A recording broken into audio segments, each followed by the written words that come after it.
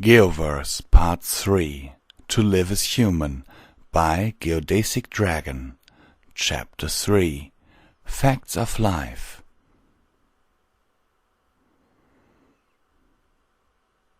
I pushed open the library door and held it as Twilight trotted inside, throwing herself onto the couch. I shut the door and began pacing around in front of her, twiddling my fingers as I did so. "So," Twilight said as her eyes followed me around the room, "you said you wanted to talk about the possibility of foals?" I stopped pacing and looked straight into her eyes. The look on my face was one of panic, but Twilight's face was one of warmth and concern. I sighed and sat by her side. "I wasn't planning on having this conversation," I said. "Well, not for a few months at least." Twilight laid a hoof on my hand. "We've known each other for a long time," she said gently, "and I like to think that I know you well enough to say you'd make a great father." I smiled. "And you'd make a great mother," I replied. "But it's what Zoro said that's bugging me." "You're worried about a pony-human hybrid?" Twilight said, a hint of sarcasm in her voice. "Yes, I am, as it happens," I replied with a deadpan stare. Twilight looked at me and sighed. "You don't need to worry about that," she said as she hugged me. "Why not?" I asked as I returned the hug. "Think about it," she replied. "How many times have we had sex?" I grinned. "Too many to count," I said. "Exactly," Twilight said, returning my grin. "So, given how many times we've done it, how come I'm not pregnant?" I shrugged. "Because our DNA is incompatible," she said with a laugh. "So, basically," I said, putting a hand on my chin, "we can fuck as often as we want and you won't end up with a bun in the oven?" Twilight looked at me with a puzzled expression on her face. "Bun in the oven," I repeated. "It's one of the many phrases humans say instead of pregnant." Twilight smiled. "That's exactly it," she said. "Now stop fretting and let's go to bed." "You go ahead," I replied as I stood up. "I really need to find Ace." Twilight nodded. "Okay, I'll see you later," she said. I gave her a kiss and left the library.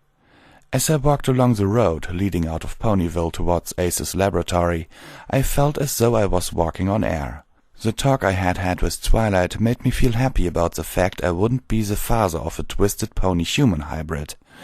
The thoughts soon turned to regret as I realized I would never have a child to call my own.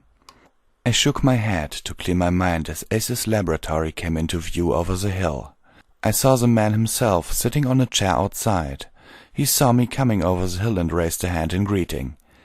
"Hey, Doc," I said as I got closer. "We need to talk." "Is this about what I said at the party?" he asked, the nervous tone of his voice obvious to us both. "Yes," I replied. "It is." Ace sighed. "Very well," he said as he stood up and raised his arms. "Get it over with." "I'm not going to hit you, Ace," I replied flatly. "I just came by to tell you that Twilight and I talked about it. She's assured me that our DNA is incompatible, so we don't need to use protection." "And how can she be so sure?" Ace asked, lowering his arms. "She read about it," I said. "Remember, we're not the first humans to have lived in Equestria." Ace nodded. "I guess so," he replied. "I'm going to assume that someone studied the possibility of human-pony crossbreeding all those years ago and came up with nothing." "Yeah," I said, "that sounds about right." "Well, if your wife says you have nothing to worry about," Ace replied, "then I'm not going to argue with her logic." He held out his hand. "No hard feelings?" I grinned and shook it. "Of course not," I said. "Thanks to you, I've discovered that Twilight and I can have as much sex as we want without having to worry about bringing any weird hybrid types into the world." Ace smiled politely, and the two of us stood in silence for a while. Eventually I spoke. "But enough about me and my sex life," I said proudly. "How are you settling in, Ace?" "I'm doing all right," he replied. "My new laboratory is nearly completed, and I'm thinking about renting Tiny out as a mobile DJ platform. Apparently Vinyl Scratch thinks he's awesome." "Glad to hear it, mate," I said. "Remember, if you need any help, you know where to find me." "Yes," he replied, a sly grin on his face. "In Twilight's bed." I chuckled. "Anyway, I've gotta go," I said, looking at my watch. "It's getting late and I don't want Twilight to worry." Ace nodded. "I'll see you later, Ace," I shouted as I turned and ran back down the road towards Ponyville. As I ran, I heard rustling coming from the tree line. I slowed down to a walking pace and looked around. "That better not be a fucking manticore," I muttered. "You there!" a voice called from behind me. "Halt!" I stopped in my tracks and turned to the source of the voice. A shocked expression fixed itself on my face as I saw who was talking to me. It was another human, but it wasn't John or Ace.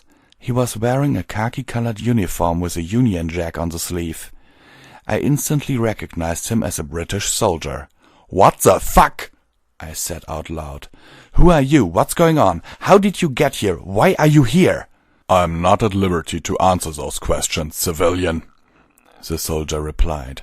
"All you need to know is who I am. I'm Captain Andrew Jones of the Black Watch, 3rd Battalion, the Royal Regiment of Scotland, and that you need to come with me."